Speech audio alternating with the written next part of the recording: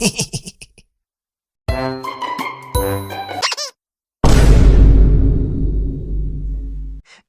Tomato ভাই, তুমি সব সময় লাল হয়ে থাকো কেন?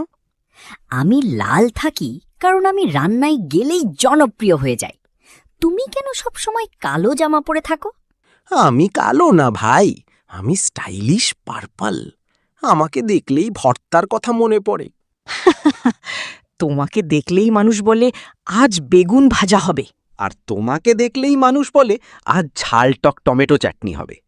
ঠিকই তো, কিন্তু আমি ছাড়া রান্না একদম ফাঁকা লাগে। আর আমি ছাড়া ভর্তার মজা থাকে না। বাঙালি আমার পোড়া ভর্তা অনেক পছন্দ করে। তাহলে আমরা দুজন মিলে রান্নার আসল জুটি। হ্যাঁ ভাই, তুমি টক ঝাল আর আমি নরম মজার। ভিডিওটি ভালো লাগলে লাইক কমেন্ট করে পাশে থাকুন। ধন্যবাদ।